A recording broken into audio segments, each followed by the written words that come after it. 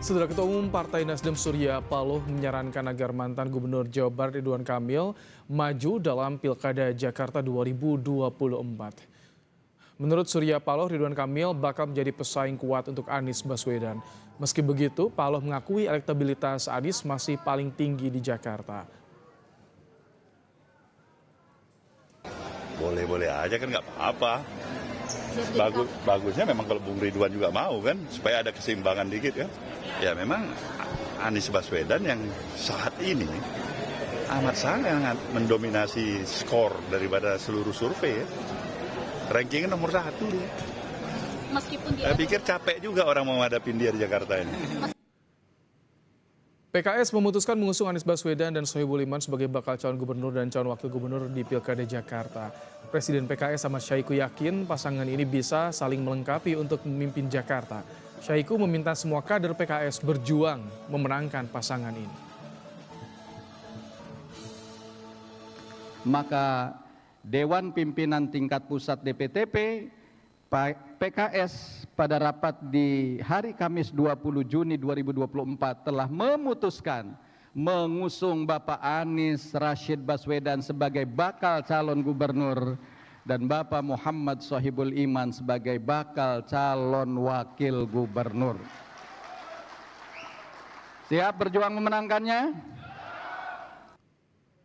Sementara itu, PD Perjuangan menyebut peluang Anies Ahok berduet sangat kecil, namun bukan berarti tidak mungkin. Ketua DPP PDIP Riko Sutarduga menyebut ganjalan utama karena aturan yang tidak memungkinkan mantan gubernur mencalonkan diri jadi wakil gubernur, serta apakah kedua tokoh itu dan para pemilihnya mau jika Anies Ahok bersanding. Soal Anies yang didukung PKS, PDIP mengucapkan selamat, tapi PDIP melihat semua parpol masih punya kemungkinan berkoalisi.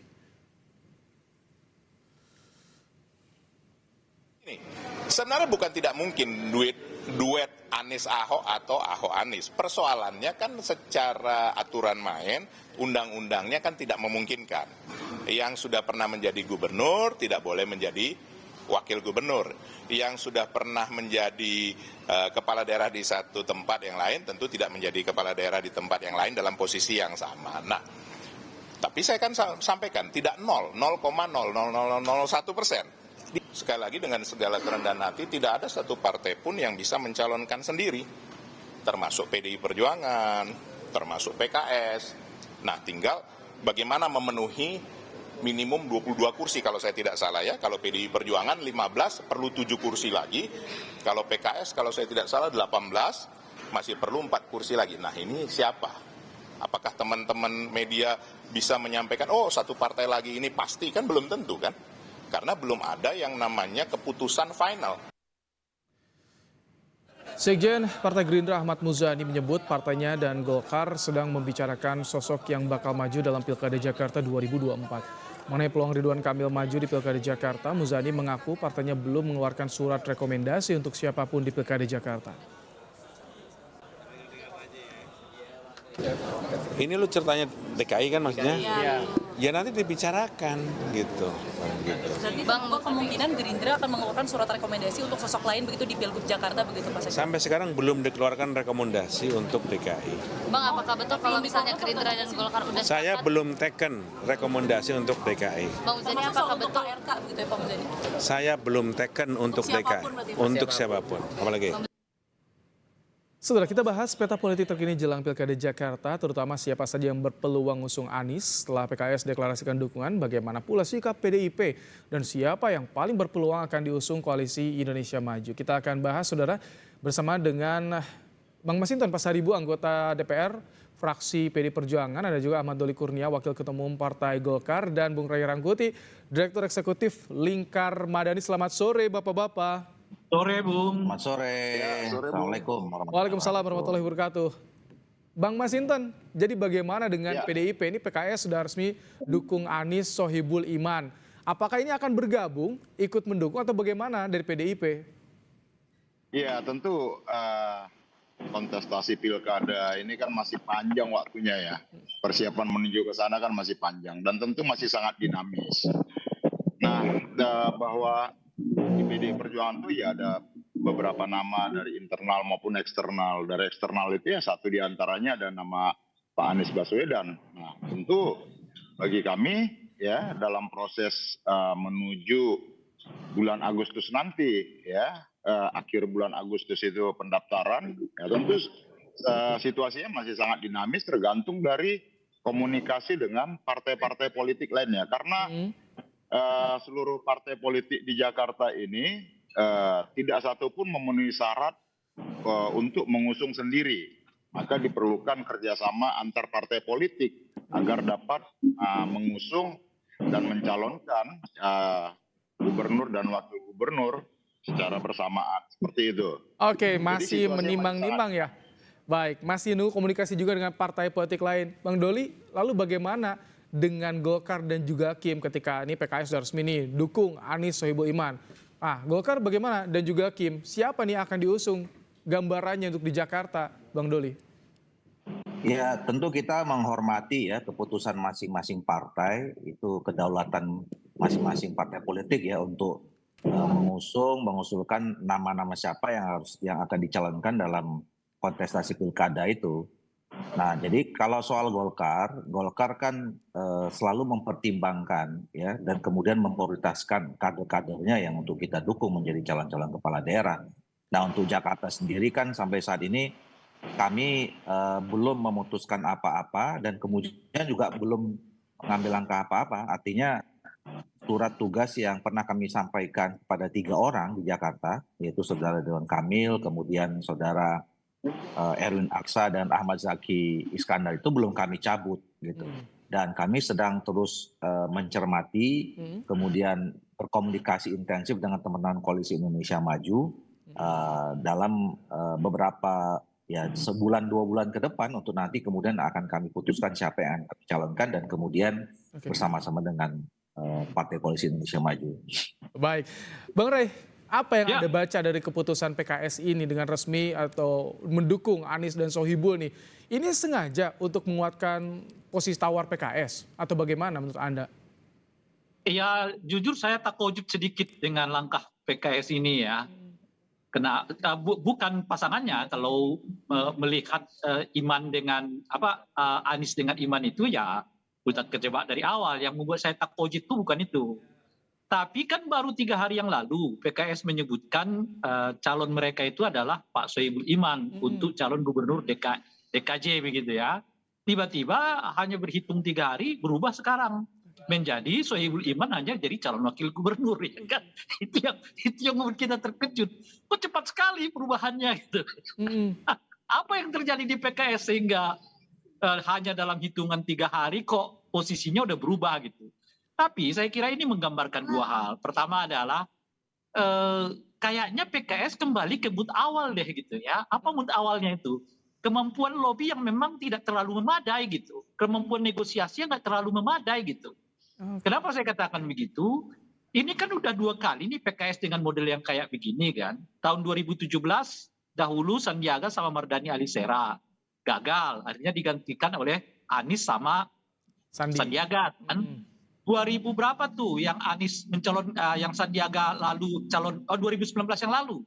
Sandiaga calon wakil presiden. Akhirnya mestinya posisinya diganti oleh wakil dari PKS, tetapi tiba-tiba Gerindra juga yang ambil gitu. Ini menurut saya juga strategi yang terlalu cepat untuk untuk dibaca gitu. Terlalu cepat, strategi yang terlalu cepat untuk dipatahkan gitu ya.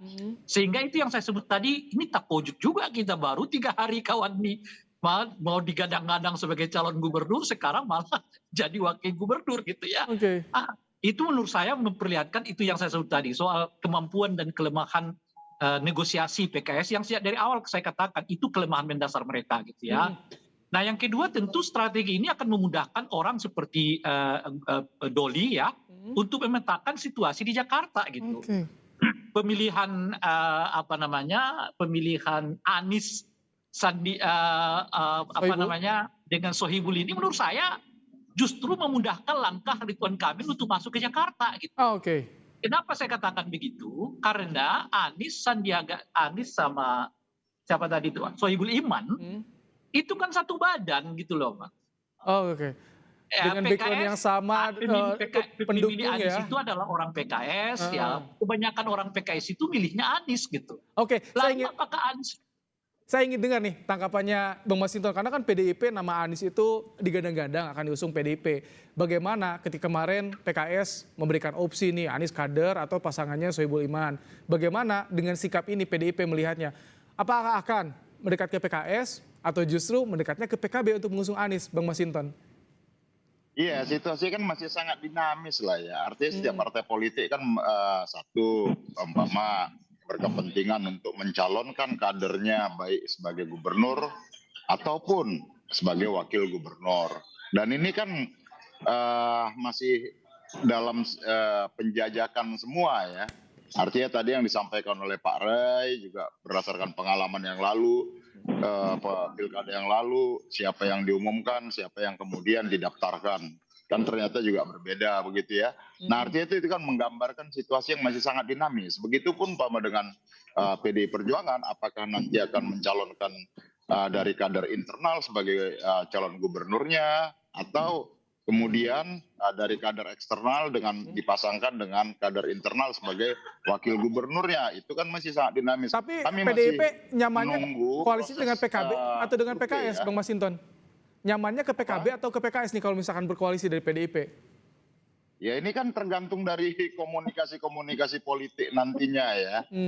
Nah artinya kami juga sedang melakukan proses survei ya dari beberapa nama-nama ya siapa nanti yang disukai, diminati ya oleh warga Jakarta, itu nanti akan bisa kita putuskan berikutnya seperti itu siapa yang akan kita usung. Bang Doli, kalau dari Kim bagaimana sih? Karena sebelumnya katanya PKS juga merasa ditawari oleh Kim untuk jadi cawagupnya di Jakarta. Kemudian juga ada Kans Prabowo berdialog dengan Anies. Bagaimana sebetulnya pertimbangannya saat ini di Kim?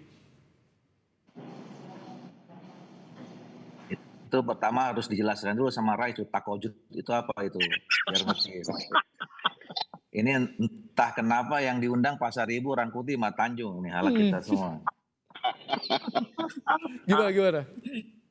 Jadi gini, kalau Koalisi Indonesia Maju, saya kira kan kita lagi sedang melakukan komunikasi yang intensif ya.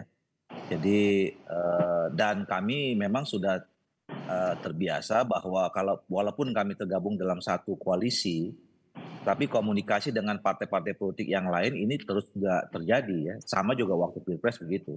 Saya sama Pak Masinton ini halo-haloan tiap hari gitu. Nah jadi nggak ada masalah sebetulnya. Betul bahwa kami sudah pernah juga komunikasi dengan teman-teman PKS, juga pernah komunikasi dengan teman PDIP, dengan Nasdem, dengan PKB.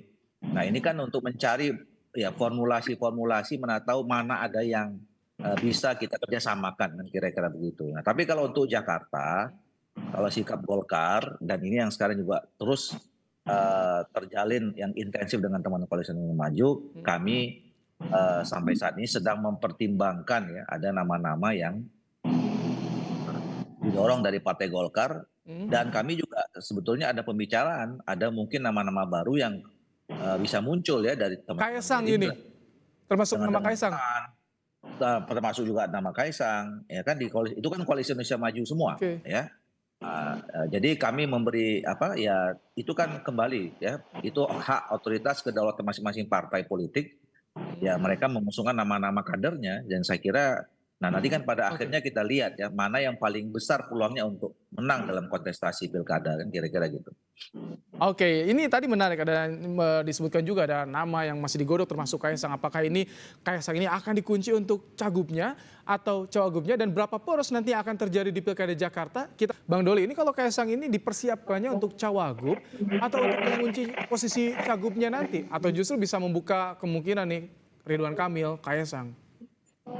Belum kan tadi saya katakan kita masih memberikan kesempatan ya sama teman-teman partai politik di Koalisi Indonesia Maju untuk kemudian memunculkan nama-nama ya yang berasal dari partai politik masing-masing. Kan selama ini kan berkutat hanya 1-2 nama saja gitu loh. Nah padahal sebetulnya ada nama-nama lain yang sebetulnya perlu kita cermati dan kita sosialisasikan. Misalnya teman-teman di Gerindra itu ada Ariza Patria, ya, dia wakil gubernur loh, ketua DPD Gerindra sekarang di Jakarta. Gitu.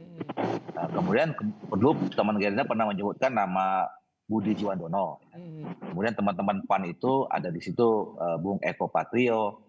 Nah, termasuk siapa saja yang berada dalam koalisi koalisi Indonesia Maju, termasuk di kan ada PSI di sana, ya. Mereka juga punya ketua umum namanya Kaisang. Nah, jadi masih terlalu dini, masih terlalu panjang waktunya kita sudah bicara tentang siapa dengan siapa. Ini masih kita exercise lah, kira-kira begitu. Oke, Bung Rey, bagaimana Anda ingat dengan tokoh-tokoh yang muncul? PKS resmi nih, Anies, Sohibul Iman, tapi ada nama lain juga di Kim tadi, Ridwan Kamil, Kaisang, Eko Patrio bahkan. Ini kira-kira ada berapa poros nih yang akan muncul di Jakarta? Kalau Kaisang masuk di Jakarta, kayaknya cuma ada 2 poros, yaitu poros pendukung dinasti politik dan poros anti dinasti politik, kira-kira gitu. Pendukung dinasti politik ini ya tentu berkaitan dengan Pak Jokowi. Dalam bahasa yang lain, poros Pak Jokowi dan poros anti Jokowi gitu. Nanti PDIP dan sebagainya itu mungkin akan gabung dengan poros anti Jokowi tentu saja, atau anti dinasti politik. Tinggal 2. Tapi kalau faktor Kaisang nggak ada, kemungkinan besar dan saya kira makin besar kalau Anies betul-betul berpasangan dengan Sohibul Iman, akan ada 3 pasangan. Gitu. Siapa pasangan ketiga itu? Tentu satu dari Kim, ya. Yang kedua mungkin akan muncul dari PDI Perjuangan yang punya potensi mendukung sendiri kadernya dan bisa saja dipasangkan dengan Sandiaga Uno. Gitu. Jadi Sandiaga Uno masuk kembali, tentu P3 juga akan punya suara di Jakarta untuk menyumbang, tinggal dicari beberapa partai politik yang lain untuk mendukungnya sesuai dengan syaratan administratif, maka persaingan makin kuat. Itu yang saya sebut tadi. Ini pengaruh Jokowi masih akan kuat, masih akan terlihat di Pilkada Jakarta. Kalau di Jakarta saya kira nggak terlalu tinggi. Masih jauh lebih kuat pengaruh PKS dan PDI Perjuangan. Itu sudah dibuktikan tuh ya, oleh PKS meraih suara terbanyak, sementara PDI Perjuangan meraih suara kursi kedua dalam kondisi di mana dia digoncang gitu. Jadi suaranya Jokowi itu udah pindah. Tapi kan PDIP tetap dapat nomor 2 di Jakarta. Gitu. Artinya apa? Artinya efek Jokowi di Jakarta nggak terlalu banyak berbicara gitu.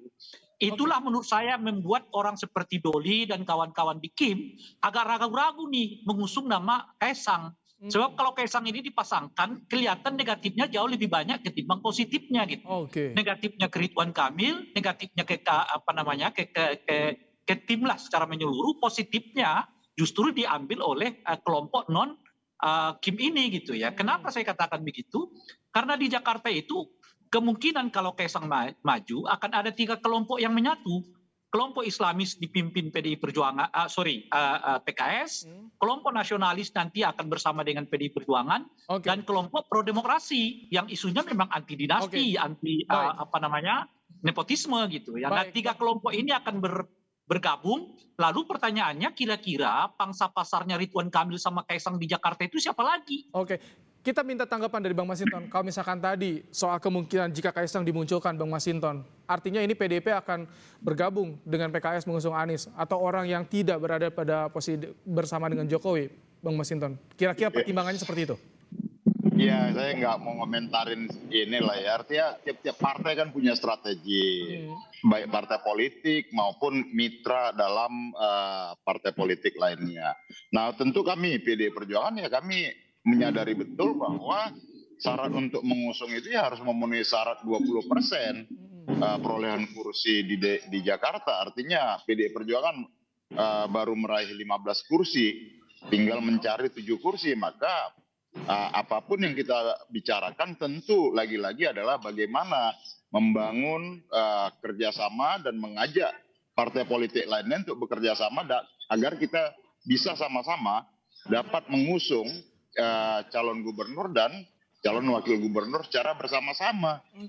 Karena apapun tentu hari ini pembicaraan itu bisa ditindaklanjutin, direalisasikan kalau ya syarat secara formal untuk mengusung itu terpenuhi. Maka yang utama bagi kami adalah sembari kami melakukan survei terhadap figur, kami juga melakukan penjajakan kepada partai-partai politik lainnya, khususnya di DKI Jakarta yang memperoleh kursi DPRD di Jakarta ini. Oke, baik Bang Doli. Kalau dari Golkar sendiri hitung-hitungannya untuk Jakarta ini bagaimana? Sekarang komunikasi yang paling intens dengan mana sih? Dengan partai mana, Bang Doli? Ya, saya kira hitung-hitungannya sama dengan partai politik yang lain ya. Untuk menghadapi kontestasi apapun ya, pasti semua partai politik atau peserta kontestasi itu ingin menang.